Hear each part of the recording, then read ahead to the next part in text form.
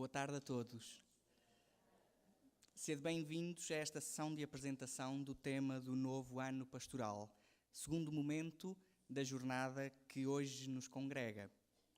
Em nome do Sr. Reitor, agradecemos a vossa presença nesta sessão, nesta tarde de sábado.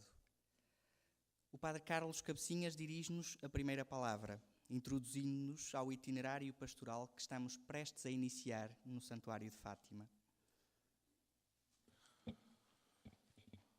Muito boa tarde a todos.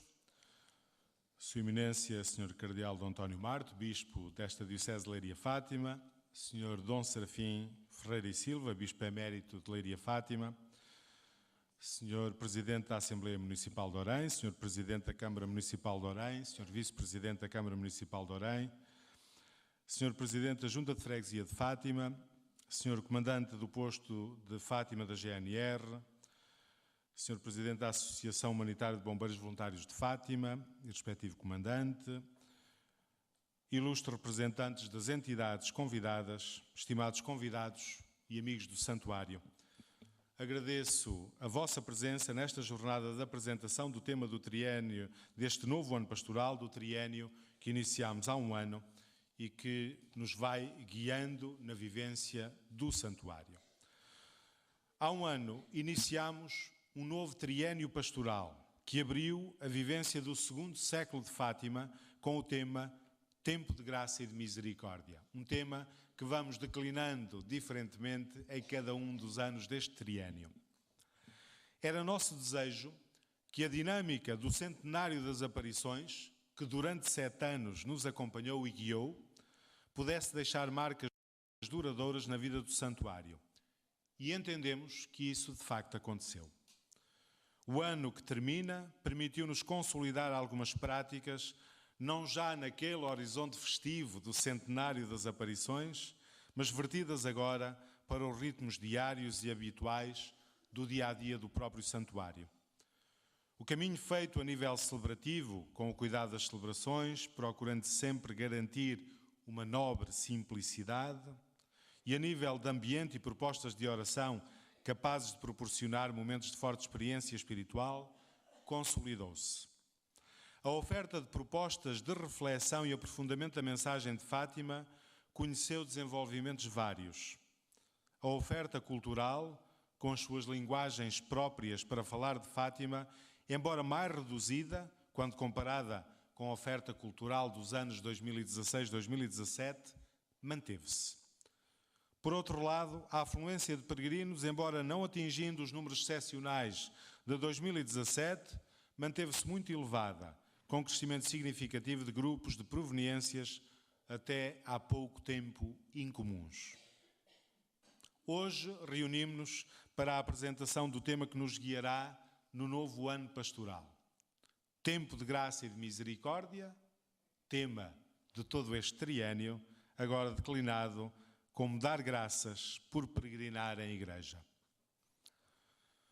Neste ano que iniciamos, neste ano pastoral, há 2 centenários especialmente relevantes para Fátima.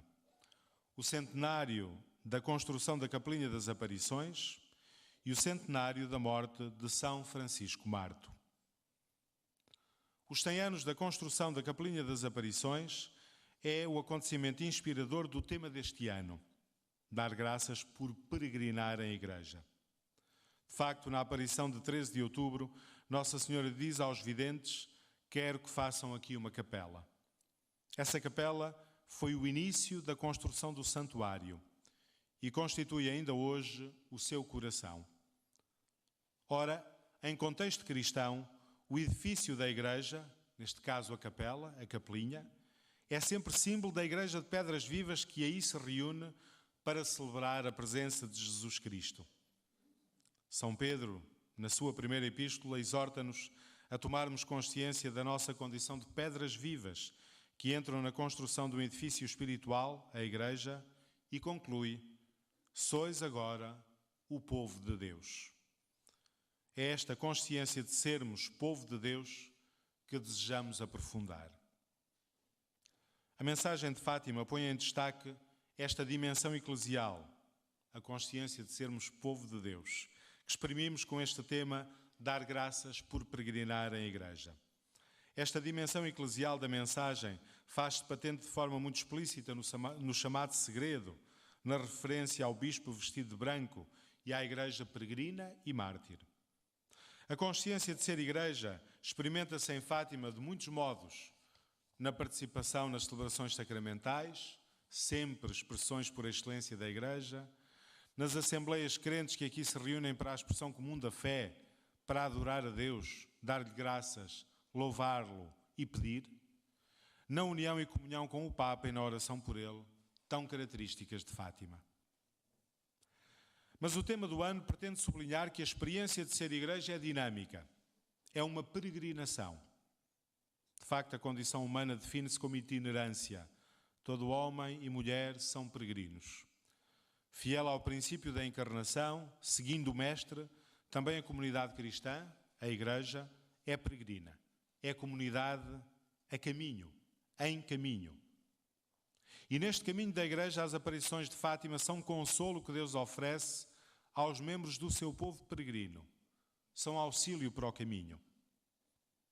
No longo peregrinar dos seus filhos, Maria apresenta o seu coração imaculado como refúgio e caminho. Este ano pastoral permitir-nos-á refletir sobre o sentido da peregrinação e sobre os traços mais característicos da peregrinação a Fátima.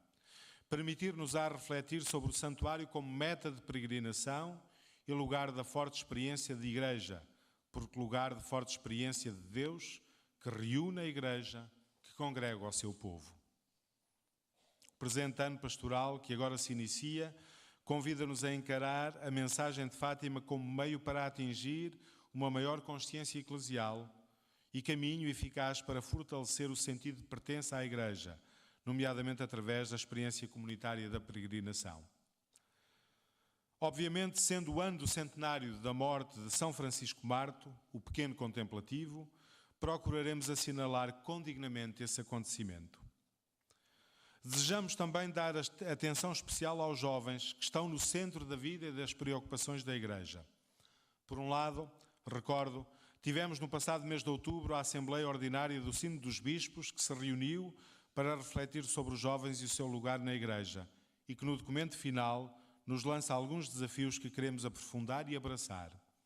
Por outro lado, realizar-se-á em janeiro próximo no Panamá as Jornadas Mundiais da Juventude, que congregam milhares de jovens de todo o mundo chamados a celebrar festivamente a sua fé e a testemunhá-la com alegria. O Santuário de Fátima estará presente nas jornadas de forma muito especial. A pedido do Sr. Arcebispo do Panamá, o santuário estará presente com a imagem peregrina original de Nossa Senhora de Fátima, que designamos como imagem peregrina número 1. O porquê deste convite reside na grande devoção mariana do povo do Panamá, nomeadamente sob a invocação de Nossa Senhora de Fátima. A este aspecto acresce que o tema escolhido para a Jornada Mundial da Juventude do Panamá é um tema explicitamente mariano, eis a serva do Senhor, faça-se em mim segundo a tua palavra, e também explicitamente mariano é o itinerário de preparação para este acontecimento. De facto, o Papa Francisco escolheu Maria como tema central da caminhada de preparação para estas Jornadas Mundiais da Juventude de 2019. Para a vivência deste novo ciclo pastoral, preparámos alguns elementos de apoio, como o cartaz e outros suportes gráficos que nos recordarão ao longo do ano o tema que guia a vida do santuário. Preparámos uma catequese alusiva a São Francisco Marto, de quem celebraremos o centenário da morte nas alamedas do recinto de oração, e mantemos a oferta de um itinerário orante como proposta aos peregrinos que nos visitam.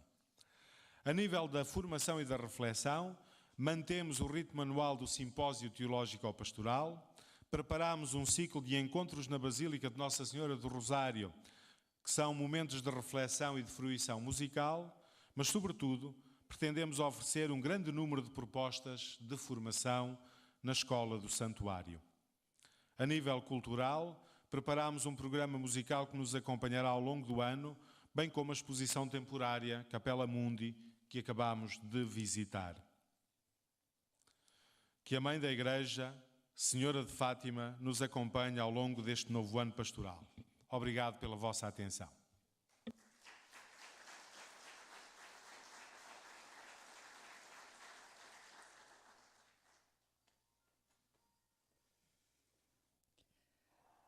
Podendo já vislumbrar os caminhos pelos quais procuraremos seguir neste próximo ano, escutaremos agora o diácono Rui Ruivo, desta nossa Diocese de Leiria Fátima, que partilhará connosco a sua reflexão sobre o tema deste ano, Tempo de Graça e Misericórdia, dar graças por peregrinar em Igreja.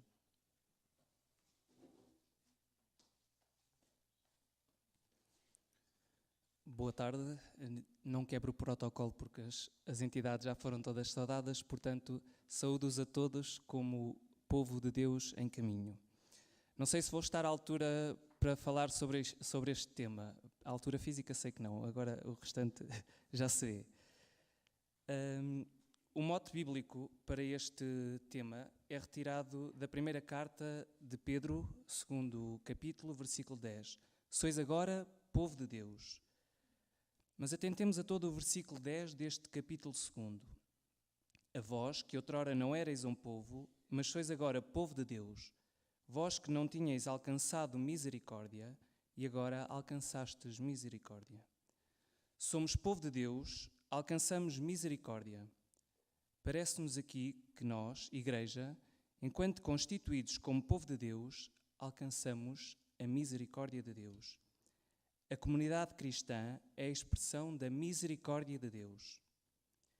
Misericórdia é constitutiva da comunidade, porque os misericordiosos alcançarão misericórdia. Ninguém é misericordioso para si mesmo. Não existe isso. Só se é misericordioso, a misericórdia só acontece na relação, no encontro com os outros. Deus não é misericordioso para si próprio, é-o porque ama os seus filhos, porque é um Deus próximo que toca e trata as nossas feridas. Por isso, como povo de Deus que agora somos, alcançamos misericórdia na medida em que os outros alcançam o nosso coração e nós alcançamos o seu coração. Somos povo de Deus, somos uma comunidade de amor. A misericórdia é, com toda a certeza, a expressão comunitária da nossa fé, a fé neste Deus que é amor. Por isso é sempre tempo de misericórdia. Este é o tempo da misericórdia, é o tempo da graça, tempo de sermos visitados por Deus, que chama os homens à comunhão consigo. E porque nos encontramos envolvidos neste tempo de misericórdia e neste tempo de graça, dom de Deus, damos graças por peregrinar em Igreja. Dar graças por peregrinar em Igreja.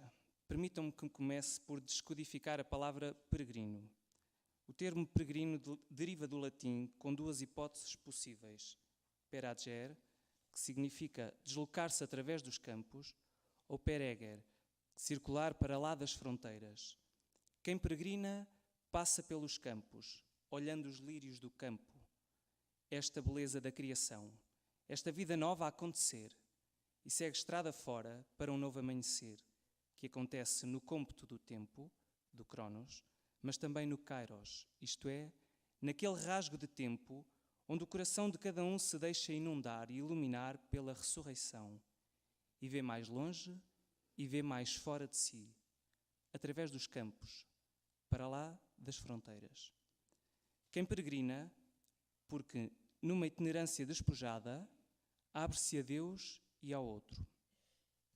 Peregrinos, saindo de nós mesmos, num êxodo constante, onde o meu coração e o coração do outro se tornam terra prometida, aquela para a qual caminhamos, a construir-se já em nós.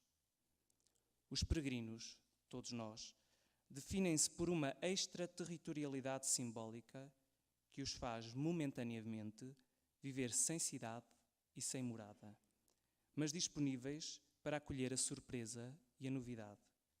Torna-se real e concreto o que nos diz a carta aos Hebreus: não temos aqui cidade permanente. É a procura da cidade futura, porque a morada permanente não é aqui. Concidadãos dos santos e membros da família de Deus. Ainda hoje, em cada peregrinação que se faz, ainda que não de forma clara na consciência de cada peregrino, torna-se presente e atual uma igreja em caminho, um povo a caminho. E por isso, cada peregrinação que acontece evoca a história das peregrinações ao longo de todos os séculos do cristianismo e para trás do cristianismo com o povo de Israel. Conversando ou em silêncio absoluto, rezando no silêncio do coração ou verbalizando a aflição desse mesmo coração, ninguém está só, porque o terceiro daquele grupo de 2 discípulos de Emaús caminha sempre ao lado de quem se inicia e adentra na peregrinação. Muitas são as vezes que não lhe damos o nome de peregrinação, mas sim uma caminhada. Bom, digamos que tão na moda e tão precisa por causa das vidas sedentárias que temos, mas tantas vezes aquela que começou por ser uma caminhada desportiva acabou por levar ao estádio, e no estádio todos correm para alcançar a meta, porque aquele terceiro do caminho de Emaús vai ao nosso lado, teima em ir ao nosso lado. Temos os primeiros desistentes? Não, ainda não. Vou ensaiar. A peregrinação implica deixar o nosso lado de conforto e segurança e fazer-se à estrada. O homem acontece no caminho. O caminho para Emaús é exemplo disso. O homem acontece na peregrinação da sua vida e isto é impossível fazer-se sozinho. O homem acontece relacionando-se com os outros, reconhecendo que Deus está presente na sua vida lado a lado, reconhecendo que sozinho a vida não funciona.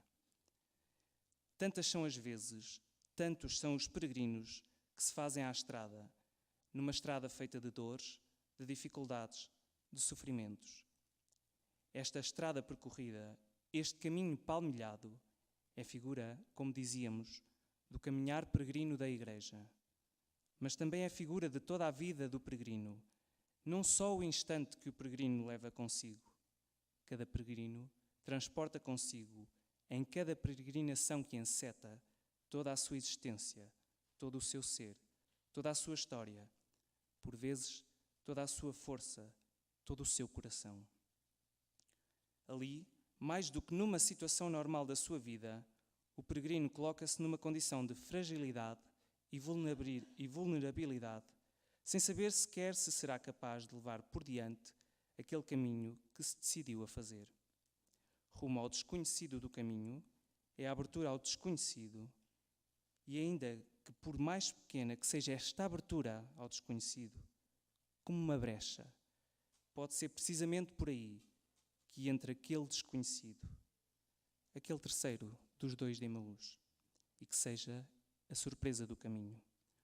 O peregrino, aquele que tantas vezes sabe dar nome ao sentido do seu peregrinar e outras tantas sem saber nomear o porquê de ir, simplesmente vai. Tantas vezes peregrinando só, caminhando na solidão do desalento ou na loucura do momento. Tantas vezes peregrinando, feito discípulo de Emaús, caminhando lado a lado, sem a consciência da presença de Jesus naquele que caminha consigo, sem se perceber em igreja. Tantas vezes peregrinando sem ver o próprio caminho, porque é noite física, mas porque espiritualmente em si também é noite, faltando-lhe fazer a sua peregrinação interior. E toda a peregrinação exterior tem de levar agrafada a si uma peregrinação interior, com o risco de continuar a ser só aquela caminhada desportiva. Tantas vezes, peregrinando a Igreja, caminhando com as alegrias e as esperanças, as tristezas e as angústias dos homens de hoje, não só as suas, mas também a dos outros, fazendo-se misericórdia, porque marcado pela misericórdia de Deus. Em peregrinação, no caminho, o peregrino consegue, regra geral e com relativa facilidade, abrir-se ao outro, reconhecer as suas dificuldades, reconhecer o seu coração ferido, consegue abrir-se às misérias do coração dos outros e fazer caminho com eles, e apresenta-os a Cristo no altar da vida, no altar que se faz vida, na vida que ali no caminho se faz altar. Vidas oferecidas em sacrifício. Ousamos dizer, tantas vidas eucarísticas que peregrinam. No centro da peregrinação não pode estar uma pessoa que se afirma na sua prepotência, mas a pessoa que vive de amor e para o amor, e que por isso deixa espaço aberto ao dom, à generosidade e ao sacrifício. Cada peregrino deve saber ser misericordioso, cumprindo o ensinamento de Cristo. Sede misericordiosos, como o vosso Pai é misericordioso. Os que alcançam a misericórdia peregrinam no caminho da felicidade. A felicidade, esse desejo intrínseco a todos nós, esse querer de Deus para todos nós. Tantas vezes este conduzir e apresentar os outros a Cristo é feito por meio de Maria, como tantas e tantas vezes acontece aqui em Fátima, neste tabernáculo de intimidade, neste presépio peregrino de gentes que caminham guiados por uma força interior, guiados por um desejo, guiados por uma crença, guiados por uma promessa, guiados por uma convicção, guiados pela amizade e companheirismo. Tudo isto, força interior, desejo, crença, promessa, convicção, amizade e companheirismo, são hoje a estrela de Belém, aquela que os conduz ao presépio onde Cristo nasce, para que possa verdadeiramente nascer no interior de cada um. Voltamos a falar da peregrinação interior. No bulício das vidas preenchidas e freneticamente ocupadas, há uma estrela nas nossas vidas que teimosamente nos indica o caminho, que nos dirige para outro lugar, que nos transporta para um lugar mais além. Os peregrinos, crentes, rezam com os pés, desinstalam-se, aceitam reequacionar a sua forma de viver, optam por desprender-se das amarras do dia-a-dia e fazem-se a uma estrada cheia de surpresas. São desafiados por um estilo de vida simples e fraterno, mesmo que a peregrinação seja só de algumas horas. Tantas vezes, os peregrinos experimentam os seus limites físicos e psicológicos. Encontram no caminho novos desafios, novas amizades, novas perspectivas de futuro. Numa peregrinação, mesmo que o peregrino se deixe abrir só um pouco ao desconhecido, aquela brecha que falávamos, sai de lá sempre transformado. A partir daquela peregrinação, poderá dizer a sua vida de forma diferente, nem que seja dizer das dores no dia seguinte. Mas o dia seguinte, precisamente o dia seguinte ao da peregrinação, é uma folha branca, é um livro por escrever, é um coração disponível para acolher. Em tantas peregrinações que fiz desde criança, também aqui a Fátima, foi isto que vi, foi isto que presenciei, foi isto que vivi. Tantas vezes e para tantos, Fátima é novamente o mar vermelho que se abre para que se possa entrar a pé enxuto a caminho da terra prometida, a caminho do céu. Diríamos então, tornamo-nos peregrinos do céu. Já não pela mão e a vara de Moisés, é certo, mas pela mão e pelo coração de Maria, sustentados pela mão da Senhora. Em Fátima, já não como peregrinos refugiados no Mar Vermelho, mas no refúgio daquele coração imaculado. Uma peregrinação ao interior de si mesmo. E este ano olharemos com especial atenção para o exemplo de São Francisco Marto. Reconhecendo-se pequeno, fraco, mas também a vislumbrar em si um rasgo de eternidade, de algo mais que não só isto que nos é dado contemplar, contemplando o invisível. Recordemos o Père Heger, para além das fronteiras. O peregrino, porque experimenta em si esta fraqueza e pequenez, é capaz de se conhecer carente de misericórdia. E só por isso pode dar graças pela peregrinação realizada por Deus em si, esse rasgo de eternidade. O verdadeiro sentido da vida, tal como o da peregrinação, não é chegar primeiro, não é chegar sozinho, não é bater recordes de tempo como nos Jogos Olímpicos ou outros, mas é chegar juntos ao mesmo destino. Peregrinar é de facto tempo de misericórdia, porque nos reconhecemos miseráveis e famintos do amor de Deus. Mas é também igualmente tempo de misericórdia, porque deve fazer-nos calçar as sapatilhas do outro e perceber as dificuldades do seu caminho, da sua vida. Fazer o caminho com o outro, no dia a dia, isto custa tanto. E por vezes até nos causa assim uma certa urticária. E concluímos que seria tão bom que eles não estivessem no nosso caminho. Porque é que eu me cruzei com ele? Estava aqui tão bem no meu cantinho a rezar, sem chatear ninguém, mas que coisa! Calçar as sapatilhas do outro é não absolutizar o meu ponto de vista, que só é a vista de um ponto, mas é colocar-se no lugar do outro para ver o seu ponto de vista. Conto-vos uma peregrinação aqui em Fátima, num 12 e 13 de um mês incerto na minha memória, onde fui atropelado na minha oração e interpelado a fazer-me peregrino com quem não conhecia, com uma senhora que me era completamente desconhecida. Fui chamado a calçar as suas sapatilhas, a ver com os seus olhos. Fui interpelado a ser misericordioso. Bom, não sei antes me ter indignado um bocadinho, tanto quanto. Na Basílica do Rosário, de joelhos, filhos que pedem a proteção da mãe, para si e para os seus, eu e muitos outros que ali estavam. Ao meu lado, ajoelhada, estava uma senhora, claramente peregrina de coração e com coração nas mãos de Maria, com tanto fervor nos seus pedidos, que foram aumentando não só em número, mas em intensidade e clareza de voz. Todo um desfiar de um rosário de súplicas foi invadindo a minha pobreza de entrega nas mãos da minha Maria. E por momentos indignei-me. Mas a senhora não percebe que está a incomodar os que estão aqui a rezar. Mas a senhora não percebe que eu estou a ouvir. Eu nem sou padre, nem lhe posso dar a absolvição sacramental. Bem, confesso que ainda vociferei interiormente. Oh, mulher, calce!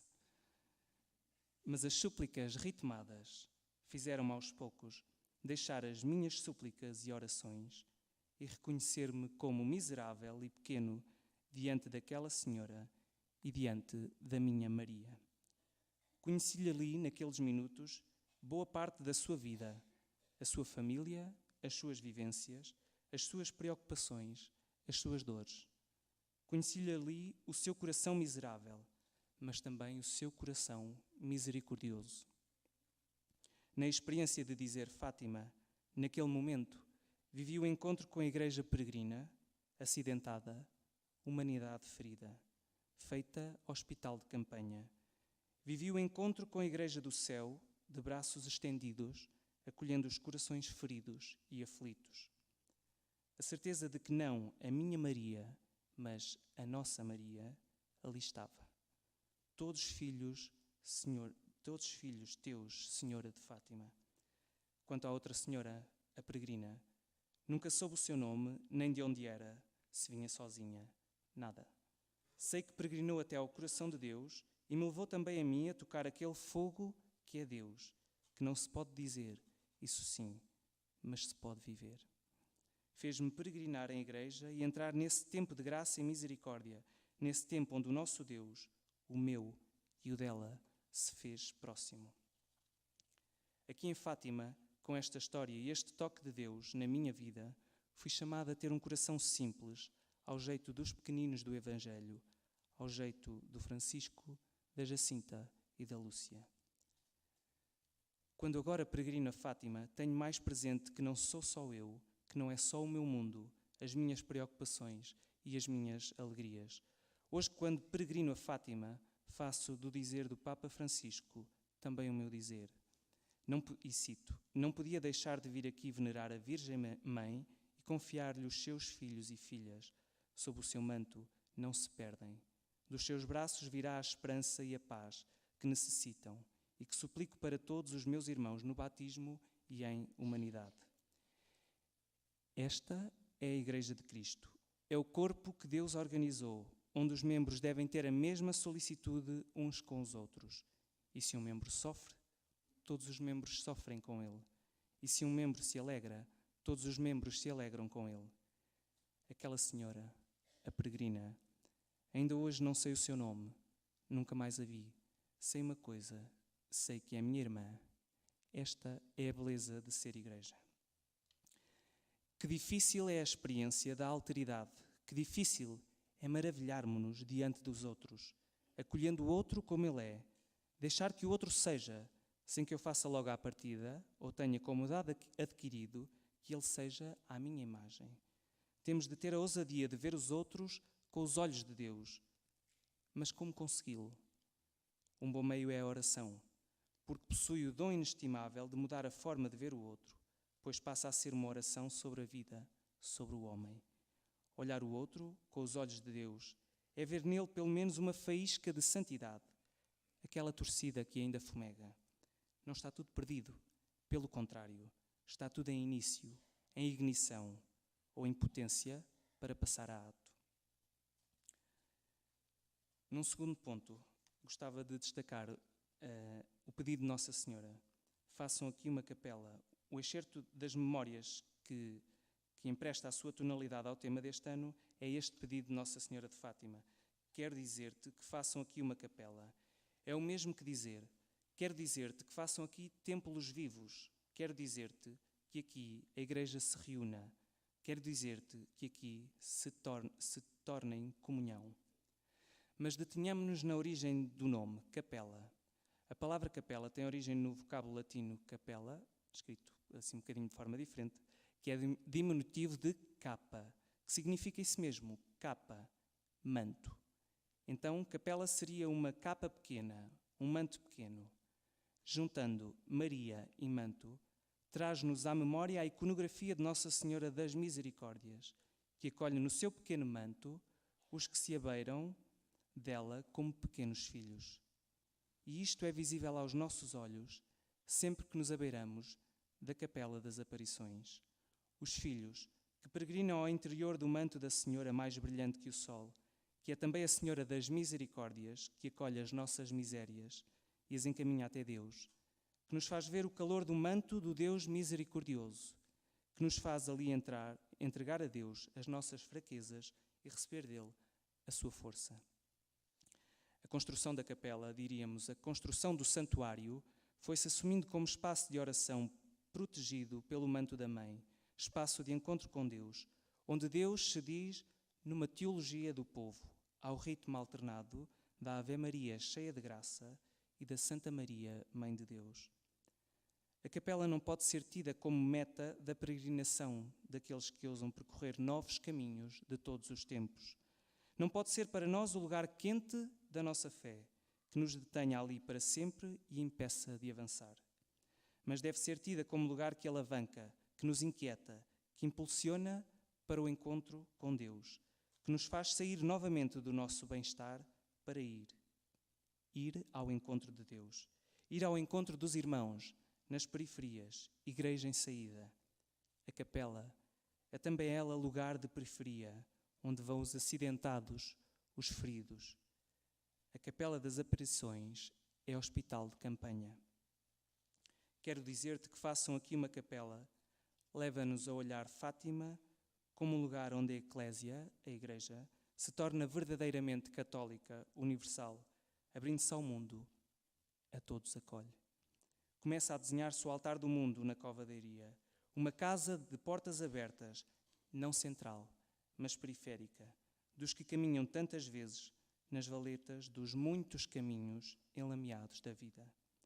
Com o pedido de Nossa Senhora para a construção da capela, com a sua construção em 1919, a sua destruição em 1922 e a rápida reconstrução deste pequeno templo, não em 3 dias é certo, mas pela persistência dos que confiam, dos que têm fé, esta capela é verdadeiramente vontade certa de que ali se fizesse morada terrena de Deus, num lugar recôndito e periférico na Serra da Aire. Era vontade certa de que ali Deus se dissesse num manto de Maria. A capela torna-se um símbolo tanto divino quanto humano.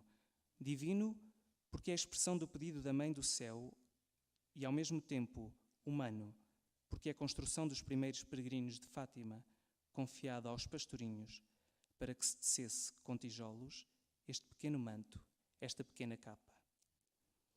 Ainda estou dentro do tempo, certo? Mas o santuário como lugar de peregrinação, foi crescendo fisicamente, foi sendo alargado. Olhar para este crescimento físico e visível do santuário deve fazer-nos querer continuar a peregrinação interior das nossas vidas. E assim também, cada um de nós, como templos vivos do Espírito Santo, devemos alargar o lugar da nossa peregrinação, capazes de mais espaço para Deus e para os outros. No dizer de Santo Agostinho, devemos levar a Deus aqueles que amamos e devemos ser levados por aqueles que nos amam. Isto não está escrito, mas o cristão é chamado a amar toda a gente, não é só os que gosta. Podíamos falar aqui de uma cardiologia teológica, uma teologia do coração, onde o coração imaculado de Maria é ponte entre o coração misericordioso de Deus e o coração peregrino de cada um. A capela, esse manto do coração largo a acolher a Serra da Aire e o mundo inteiro. A capela da Senhora mais brilhante que o sol, ganha agora a forma de cada um dos nossos corações, pautado pelo ritmo das contas do rosário. Fátima diz-se numa teologia cordial, com o coração largo do Pai que ama e ao qual se associa o coração imaculado de Maria, que cercado de espinhos sofre as dores dos seus filhos, mas que não deixa de ser refúgio e caminho que conduz a Deus. Peregrinos e suplicantes, instantemente podemos dizer: constrói-me em ti, Senhor, faz-me o teu lugar na terra, faz-me uma capela de amor neste coração que tanto erra. Os muitos terços rezados na capela pelos peregrinos, pedindo a intercessão da Senhora de Fátima, são a expressão da misericórdia. Podemos, pois, dizer que Senhora de Fátima, capela, terço e peregrinos são palavras do mesmo léxico gramatical, pertencem à gramática da misericórdia. Na capela, vemos um mar de oração, esse diálogo habitual que caracteriza o encontro com Deus, porque a oração abre à experiência do amor de Deus, insere-nos na comunhão dos santos, faz-nos verdadeira igreja. E que bom que é também estar em silêncio e em contemplação, debaixo daquele manto da Senhora de Fátima. Tomo minhas as palavras do santo Henrique de Osso. Nada melhor que o silêncio, a contemplação, para penetrarmos nesse amor cheio de misericórdia, para conhecermos o amor de Deus, que esquece a nossa miséria e se abraça a ela, alegrando-se com os nossos regressos, as nossas conversões e até os nossos desejos. Só quando nos sentimos perdoados e amados por Deus, sabemos o que é chamar-lhe na oração Abba, Pai. Maria, em Fátima, naquela capela, leva-nos a dizer isso mesmo, Abba, Pai. Em Fátima, Fátima foi vivida desde os seus primeiros intervenientes, os 3 pastorinhos, como lugar de peregrinação em igreja. Gostava que nos fixássemos neste excerto das memórias, que relata a relutância da Lúcia a ir no dia 13 de julho à Cova da Iria. Diz Lúcia: a Jacinta e o Francisco que façam como quiserem. Eu não volto mais à Cova da Iria. Tenho medo que seja o demónio. Bem, isto é só para contextualizar. Portanto, a Lúcia não queria ir e o que é que acontece? No dizer de Lúcia, naquilo que Lúcia escreveu no dizer de Jacinta, relata-nos assim, diz-nos a Jacinta: sem ti não nos atrevemos a ir. Anda, vem. Já cá vou, respondi-lhe. Então, com semblante já alegre, partiram comigo. Neste pequeno episódio, é claro que a peregrinação, mesmo que pequena, como a peregrinação que dista de Aljustrel até à Cova da Iria, diz-se na pureza de uma teologia da amizade. A peregrinação fala da amizade em Deus e da fraternidade em igreja. Peregrinando em igreja, o semblante alegra-se, com aquela alegria que vem do coração. Só um semblante alegre que brota do coração pode irradiar e contagiar felicidade. Diz-nos Bento XVI: então eram só 3 crianças, cujo exemplo de vida irradiou e multiplicou em grupos, sem conta, por toda a superfície da terra, nomeadamente à passagem da Virgem Peregrina, que se votaram à causa da solidariedade fraterna. É caso para dizer, cuidado, as peregrinações podem contagiar. E ainda bem, bendito seja Deus. No Santuário de Fátima, peregrinos em igreja, não só nos grandes acontecimentos, como a vinda do Papa, onde facilmente nos vemos e sentimos fazendo parte da igreja, mas no cotidiano deste santuário, nas noites frias e chuvosas da meia dúzia dos que vagueiam por aqui, ou nos dias de sol e das multidões em festa, no canto das grandes assembleias, ou no silêncio escrito em muitas páginas, lido linha a linha, palavra a palavra, diante de Maria. Numas e noutras situações, sempre peregrinos em igreja. Falamos, pois, de peregrinos, mas não só os que se dirigem para o santuário, não só esses que são peregrinos. O santuário é ele próprio peregrino, porque regressa com os peregrinos que aqui vêm.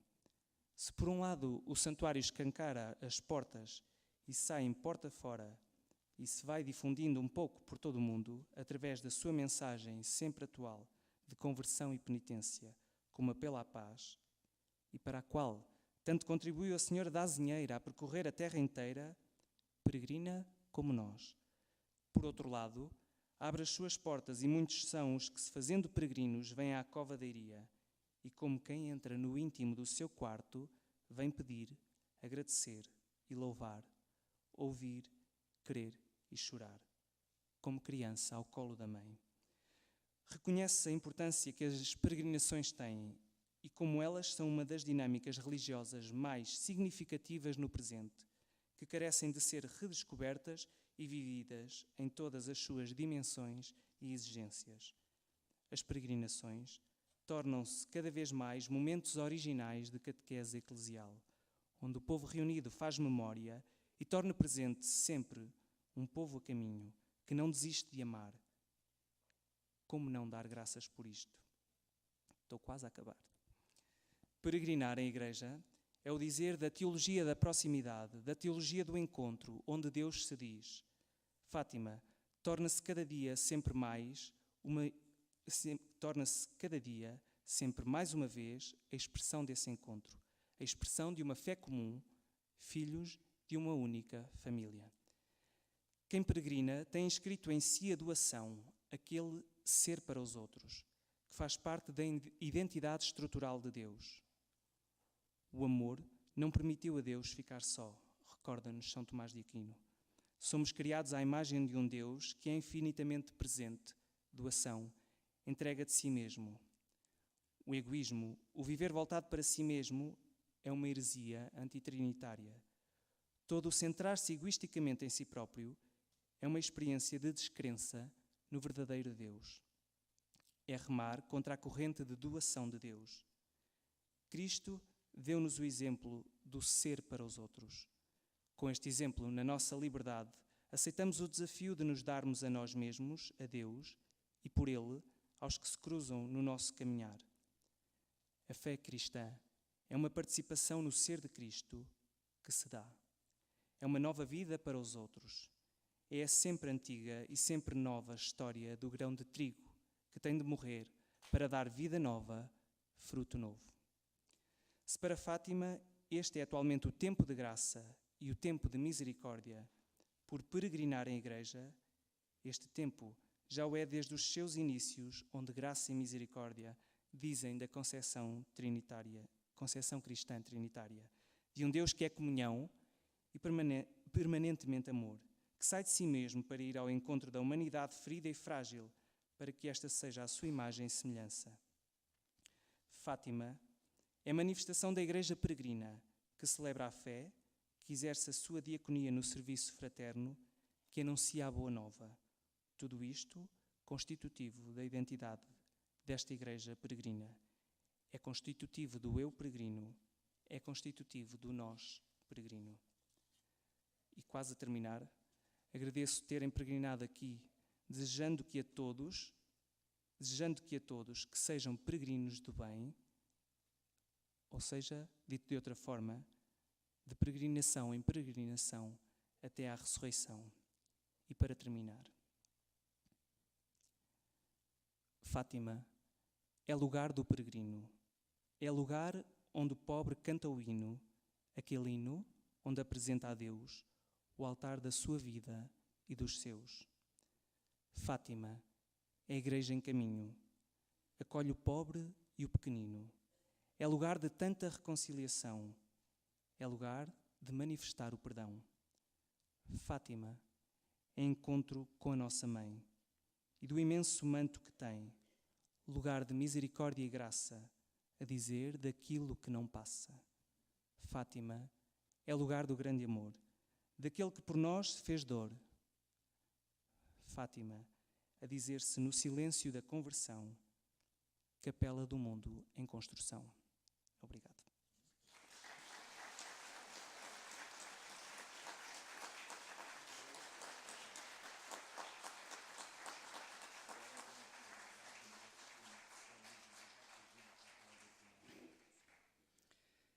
Agradecemos ao diácono Rui Ruivo a reflexão que nos apresentou e que pode, agora, ser substrato e fonte para o nosso próprio aprofundamento do que nos é proposto viver ao longo deste ano, porventura da vida toda.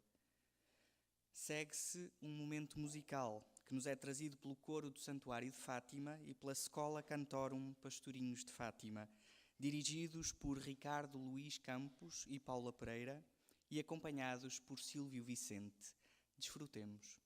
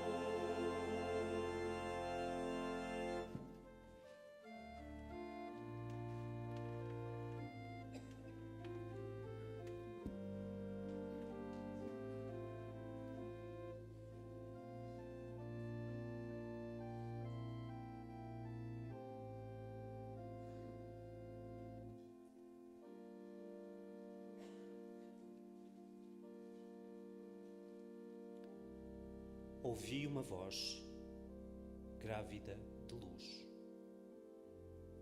que dançava como o vento nos ramos, dizia que o tempo e a vida e o mistério que somos se dizem nos mistérios do Deus homem. Ouvi uma voz grávida de luz, que atraía mais do que ouro e prata, dizia que a entrega do coração à boa notícia é dom e tarefa, acolhe-se e constrói-se todos os dias. Ouvi uma voz grávida de luz, que acariciava o íntimo como uma mãe, dizia que a paz é a missão dos que embalam ao ritmo de Ave-Marias, breviário de todas as horas, e soltam as amarras que prendem o horizonte. Era uma voz grávida de luz que dizia: vim para vos pedir que vinhais aqui, rezem o terço todos os dias, para alcançarem a paz para o mundo e o fim da guerra. Ave Maria, Santa Maria.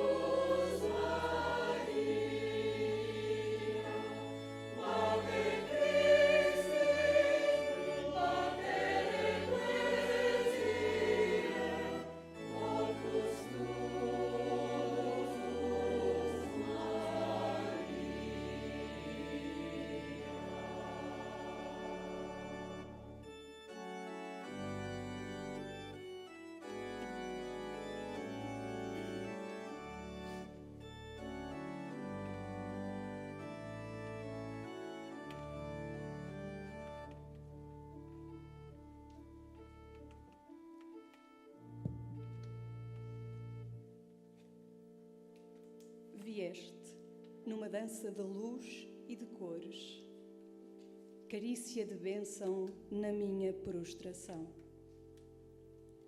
E eu fiquei com saudades do futuro de mim, sede na fonte,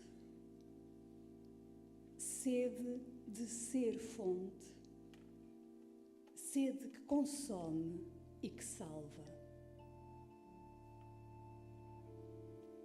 Fossem as saudades do céu a gramática da esperança, e o sol bailaria de alegria. Fossem as saudades da ressurreição, promessa e aliança, e a guerra acabaria ainda hoje. E no horizonte germinariam novos céus e nova terra. Se soubesse como é o céu, vieste numa dança de luz e de cores. E agora eu tenho cá dentro uma coisa que não me deixa estar calada. E vivo do eco dessa voz, grávida de luz, que dizia: quereis todos os dias. Ave Maria, Santa Maria.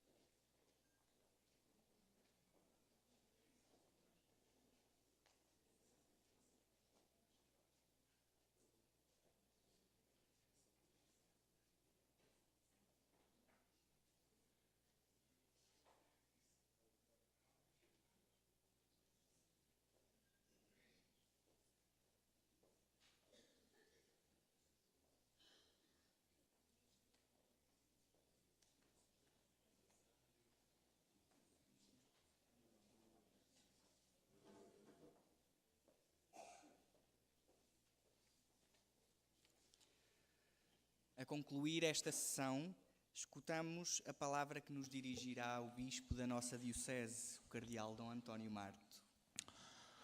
Saúdo a todos cordialmente e peço o favor de me dispensarem das formalidades protocolares para não demorarmos mais tempo.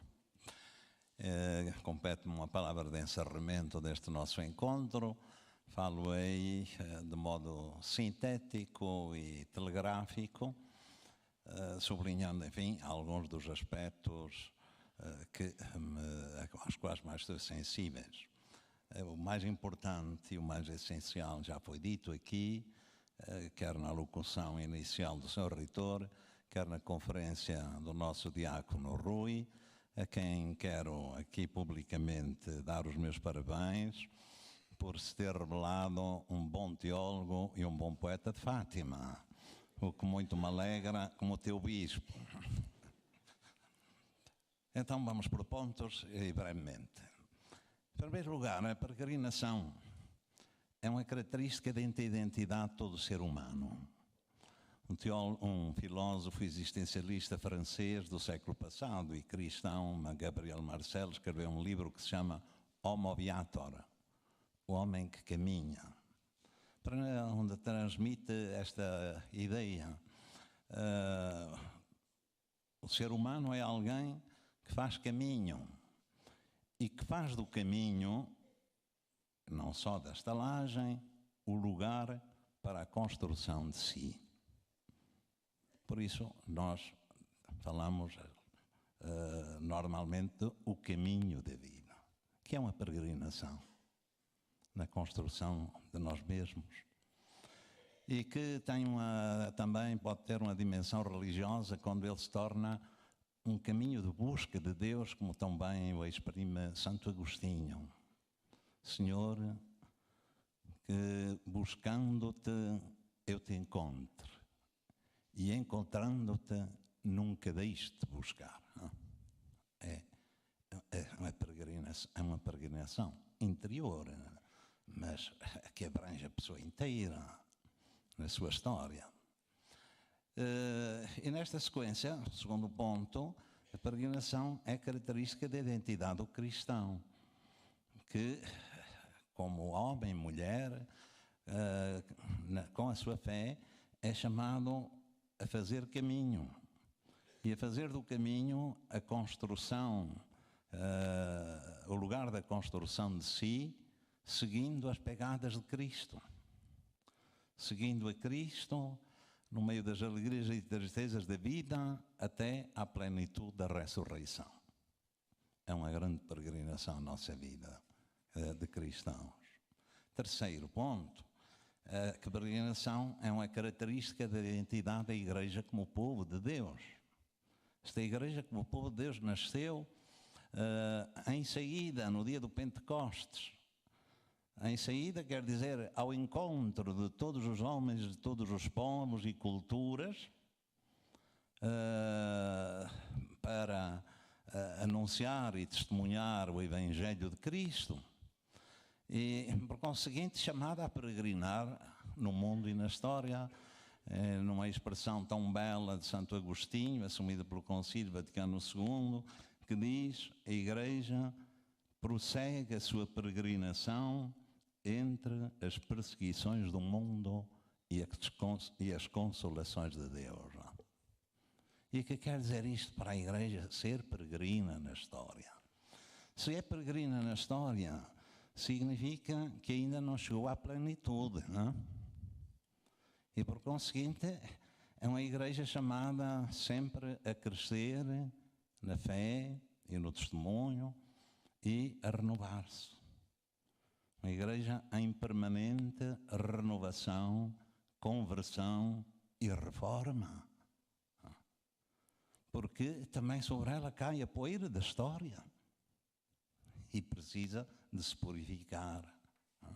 Isto é uma realidade que nós experimentamos hoje e que Nossa Senhora pediu aqui em Fátima, à Igreja. Não foi só o mundo, a conversão, foi para a Igreja. E depois significa também peregrinar na história com a esperança que Deus lhe dá como dom. A esperança de que caminha não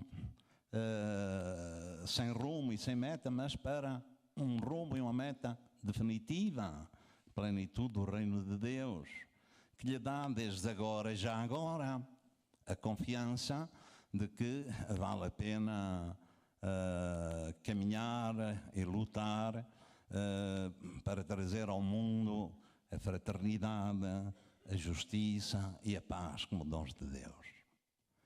E se peregrina na história com esta esperança para irradiar e contagiar, significa que caminha em solidariedade com toda a humanidade, como samaritana que se debruça sobre todo o ser humano caído à beira do caminho e cuida dele, das suas feridas, para o levantar com a dignidade de filho de Deus e irmão dos outros. É belo, não? E isso é uma experiência que se faz aqui também em Fátima. Depois, toda esta peregrinação, pois, é simultaneamente uma realidade total, interior e exterior, e toma uma visibilidade muito concreta nesta peregrinação física, que é feita a modo de viagem, uma viagem ou caminhada, e requer uma espiritualidade para ser frutífera. Portanto, a peregrinação pode ser uma experiência bela e surpreendente de Deus, e de uma experiência de interioridade profunda. O peregrino deixa o seu lugar e o seu ritmo cotidiano, hoje algo que é tão apreciado e tão necessário para sair, para não se deixar envolver só ou dominar pela cultura da exterioridade, nem ficar prisioneiro esmagado pelo frenesim do tempo. O seu coração abre-se à medida que caminha e tudo adquire uma nova dimensão. O tempo conta de maneira diferente. Os encontros são preciosos como partilha de vida interior. O silêncio fala da própria vida e de Deus. O coração desperta e torna-se dócil. A palavra de Deus ressoa por dentro. Muitas vezes falta o sentido e a consciência da meta da peregrinação. A peregrinação é uma viagem porque há uma meta a alcançar, e é essa meta que motiva a própria peregrinação. E por isso há alguns meios para esta espiritualidade da peregrinação, telegraficamente, a palavra do Senhor como bússola para o caminho, para lhe dar orientação, luz, razões de esperança. O pão, a palavra, o pão, a oração e a transformação. A palavra já dissemos. O pão, que pode ser o pão eucarístico, o Cristo, vivo e presente na Eucaristia, como pode ser o pão da partilha, da vida, da fraternidade que se estabelece no meio da peregrinação e que nos faz sentir, viver em comunhão e sentir comunidade, povo em comunhão. A oração para que o coração, o pensamento, o espírito se voltem para Deus e sejam beneficiados pela sua luz e pelo seu amor. E depois a transformação da história, a começar pela transformação do coração e da vida de cada um, e de assumir o compromisso do testemunho cristão no mundo, como habitar e viver neste mundo e nesta história com a fé e com o testemunho da fé. E finalmente, o último ponto, a Virgem peregrina no meio dos peregrinos. Nós falamos da nossa peregrinação, mas também temos a Virgem peregrina, fez-se peregrina do céu à terra. e para vir visitar a nossa humanidade e trazer-nos a ternura e a misericórdia de Deus, e continua a fazê-lo através do símbolo e de toda a simbólica da imagem da Virgem Peregrina, que sai ao encontro dos filhos. E, por sua vez, também está no meio dos filhos peregrinos que a visitam. Isso tem uma espiritualidade grande mesmo para aplicar aqui em Fátima, porque ela está presente como discípula e como mãe. Enquanto discípula, com o seu exemplo, que mediante o seu sim abriu o caminho de Deus na história, mudando assim o destino da humanidade. E como discípula também, que do princípio até ao fim, do berço até à cruz, acompanhou a peregrinação do Filho. E por isso peregrinou progredido na fé também. E, portanto, é o exemplo também para nós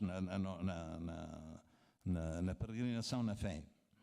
E ela pôs-se a caminho também, quanto mulher e mãe de Jesus, sensível às necessidades dos outros.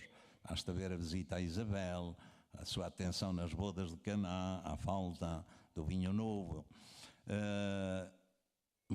Discípula, portanto, solidária também com os necessitados. Mulher das periferias, que vai às periferias.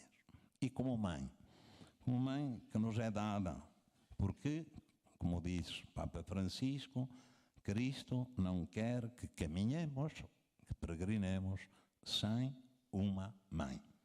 Estou a citar o Papa Francisco na alegria do Evangelho. Por isso, ela se encontra tão presente no coração dos crentes e no caminho da fé do povo cristão. Parece, de facto, como sinal de esperança, como já foi dito, e de consolação para este povo peregrino. E é por isso que o povo peregrina, porque sente a necessidade de esperança e de consolação. Leva ela, Senhora, leva impresso nos seus olhos o olhar dos seus filhos, para lhes oferecer ternura, consolação, alento, ânimo, fazendo sentir a proximidade do amor de Deus e do seu triunfo. Continua a dizer hoje o mesmo que disse aos pastorinhos: não desanimes, eu nunca te deixarei. O meu imaculado coração será o teu refúgio, o teu conforto, a tua consolação e o caminho que te conduzirá até Deus. E continua a dizer à humanidade, tantas vezes desalentada, desencorajada pelas expressões da violência e da guerra, continua a dar-lhe esta confiança. Por fim, o meu imaculado coração triunfará e o mundo conhecerá um tempo de paz. E era isto que vos queria dizer. Então,